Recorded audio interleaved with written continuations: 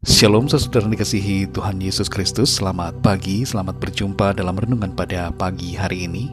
Doa dan harapan saya saudara semua ada dalam keadaan yang baik, sehat, penuh sukacita dan berkat-berkat Tuhan. Sebelum kita mendengarkan renungan firman Tuhan, mari sama-sama kita berdoa. Bapa kami yang di sorga, Bapa dalam nama Tuhan Yesus Kristus, kami sungguh mengucap syukur untuk berkat perlindungan Tuhan dari malam hingga pagi ini. Kembali kami ada saat ini. Kami boleh bangun dengan kekuatan dan kesehatan dari Tuhan, semua karena anugerah dan kemurahan-Mu.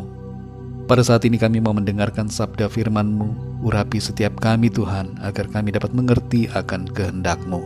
Dalam nama Tuhan Yesus kami berdoa, haleluya, amin.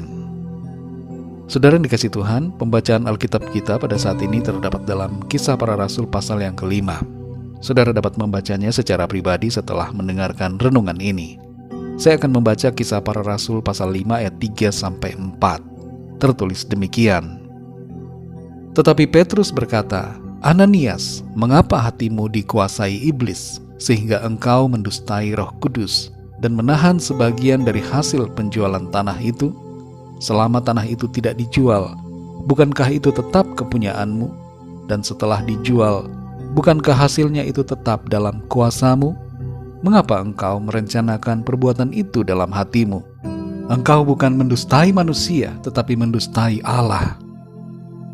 Saudara dikasihi Tuhan, John S. Wheeler ketika memulai usahanya memproduksi dan menjual permen atau gula-gula, bertekad untuk mengikuti komitmen dari Yakub dalam Kejadian 28 ayat 22, bahwa dari segala sesuatu yang Tuhan berikan kepadanya, akan ia persembahkan 1/10 kepada Tuhan. Wheeler kemudian pergi ke sebuah bank dan membuka sebuah akun berinisial MP, yang artinya My Partner. Ke dalam akun tersebut secara teratur ia memasukkan persepuluhannya, dan secara teratur pula ia memberikan banyak bantuan untuk pelayanan dan kemanusiaan melalui persepuluhannya itu.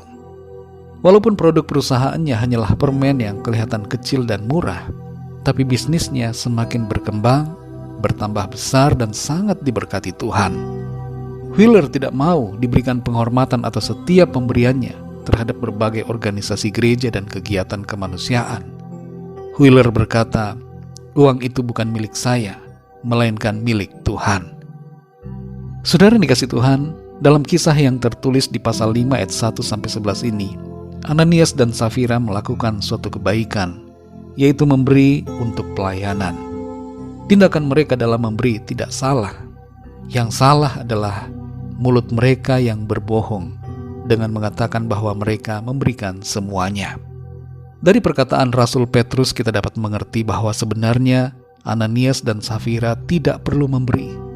Tidak ada paksaan bagi mereka. Tanah itu adalah tanah mereka dan tidak ada keharusan untuk dijual. Dan tidak ada keharusan pula bahwa hasil penjualannya diberikan kepada Tuhan melalui para rasul. Prinsip dalam memberi adalah sukarela dari hati. Tuhan tidak menuntut harta kita. Dan kalaupun kita mau memberi, berilah dengan sukacita. Seandainya Ananias dan Safira tidak memberi, tidak apa-apa. Yang jadi masalah dalam kisah ini adalah mereka berdusta. Padahal kalau mereka mengatakan hanya memberi 1/10 dari hasil penjualan tanah mereka, tidak akan ada masalah. Tapi di sini mereka berdusta, dan sebenarnya mereka tidak mendustai manusia, tapi mendustai Tuhan. Saudara yang dikasihi Tuhan, melalui kisah dalam perikop ini, kita diajarkan untuk pertama, memberi dengan sukarela, bukan karena terpaksa. Terkadang mungkin kita merasa dipaksa untuk memberi, padahal Tuhan tidak pernah memaksa kita. Yakub memberi kepada Tuhan dari kerelaan hatinya, bukan karena paksaan. Dalam 2 Korintus 9 ayat yang ke-7 tertulis, hendaklah masing-masing memberikan menurut kerelaan hatinya, jangan dengan sedih hati atau karena paksaan, sebab Allah mengasihi orang yang memberi dengan sukacita. Yang kedua, saudara, memberi dengan jujur dan ikhlas. Kalau kita digerakkan untuk memberi, berilah dengan jujur, tulus dan ikhlas tanpa harus membuatnya kelihatan berlebihan. Ananias dan Safira ingin nampak hebat dalam memberi dan ingin diri mereka dihormati. Tapi mereka tidak sadar bahwa Tuhan menilai dan melihat hati mereka. Yang ketiga, saudara, memuliakan Tuhan dengan apa yang ada pada kita. Amsal pasal 3 ayat 9 berkata, "Muliakanlah Tuhan dengan hartamu dan dengan hasil pertama dari segala penghasilanmu." Biarlah kita semua jujur dan memuliakan Tuhan dengan apa yang Tuhan berikan kepada kita. Dan yang terutama, saudara, yang Tuhan rindukan untuk kita beri adalah seluruh hidup kita untuk-Nya. Berikan kepada Tuhan hidup kita sebagai persembahan yang hidup dan kudus dan berkenan kepada Tuhan. Itu adalah persembahan kita yang sejati. Mari kita berdoa, saudara.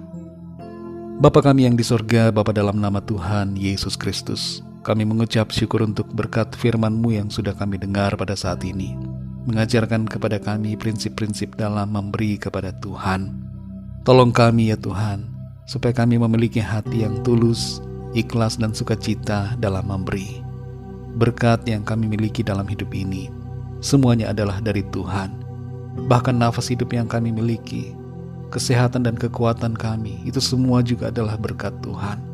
Kami mau memuliakan Engkau Tuhan dengan apa yang Tuhan berikan pada kami. Dan bahkan hidup kami ini, kami mau pakai untuk memuliakan Engkau sebagai persembahan yang hidup dan berkenan kepadamu.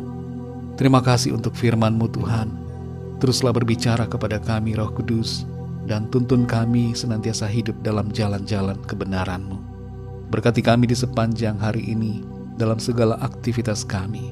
Biarlah semua yang kami lakukan Tuhan berkati, dan lewat semuanya itu nama Tuhan senantiasa kami muliakan, dan kehidupan kami menjadi berkat bagi banyak orang. Kami berdoa bagi yang sakit dan dalam pergumulan, agar tangan Tuhan terulur menjamah setiap mereka. Kuasa-Mu bekerja, memulihkan, menyembuhkan yang sakit, menguatkan yang lemah, memberikan semangat kepada yang berputus asa, dan memberikan jalan keluar. Mujizat-Mu Tuhan nyatakan bagi yang sedang dalam pergumulan. Terima kasih Tuhan, kami mengucap syukur. Kami percaya kami alami kemenangan, sukacita dan berkat Tuhan senantiasa. Terpujilah nama-Mu ya Bapa.